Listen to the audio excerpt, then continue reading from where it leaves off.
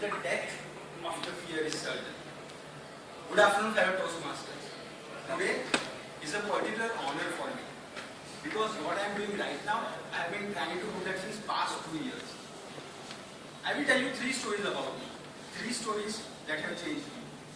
The first story is called Finding Inspiration. Born in Ahmedabad, brought up in Vadodara, I am a true Gujju from heart. A Gujju with all the Gujjuism seamlessly stitched to my persona. The first 12 years of my life, I was the most notorious kid in my school, in my family and my society. I was my primary school teacher's worst nightmare. I was the kid your mom would allow you to play with. I was so hyperactive that my dad decided to put me into karate classes just because I got exhausted by the time I come home. And the only thing I hated to do was studies. God, I hated it. But then, I saw my younger brother score a perfect 100. Not only in his class 1, but 2, 3 and 4. So that's when my mom called me and told that, see, it can't be that tough, right? If he can do it, then you can as well. I don't know how, but since that year, I started getting ranks in my class. From the bottom 10, I jumped to the top 3.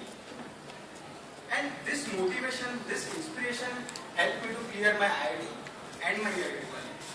I got admission to NIT Trichy, where I did my computer science and engineering. That for me was a very big achievement if I compare with who I was before. So ladies and gentlemen, you can find inspiration anywhere if you really want to be inspired. You just have to look properly. If I look back right now, then those few simple words from my mom, they were the most inspiring words I ever heard. My second story is Crazy in Love. When I was in 12th standard, my parents told me that, Nirmit, you just have to study 1 more year. After you get admission to a really good college, you won't have to study at all. Life will be jail. And the mistake I made was, I took those words in the most literal sense possible. So in college, I did everything possible except studies. When I was in first year of my college, I met a girl. Short, chubby, her translucent ivory skin with just a hint of aqua.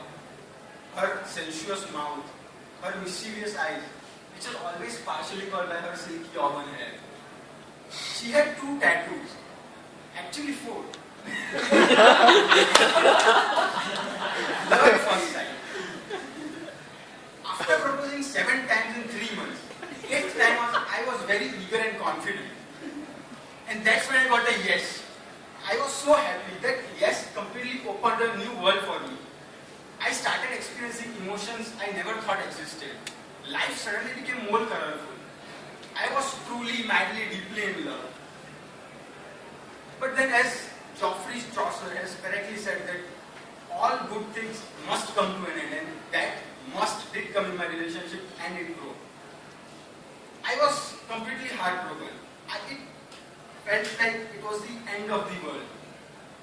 But that sad part did teach me a lot of things. It taught me that love is not that blind, and even friendship has its own conditions and limitations.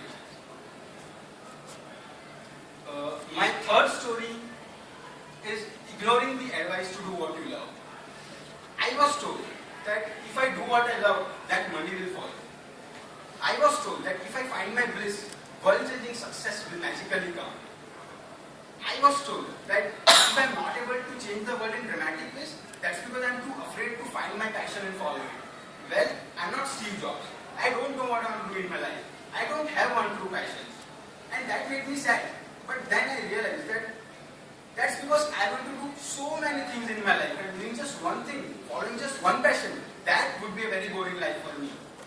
So the day I accepted this fact, the difference in me was that for the first time in my life, I could afford to do things which I really like to do.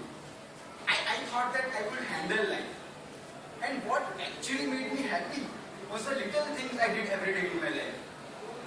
Like eat, sleep, drink, run, read stories, ride my bike, finish my office work, talk business with my dad, hug my mom, talk with my brother, run, dance, party with friends, tell people my story, help people, jump. I know that sounds lame, but I still do it anyways. Breathe,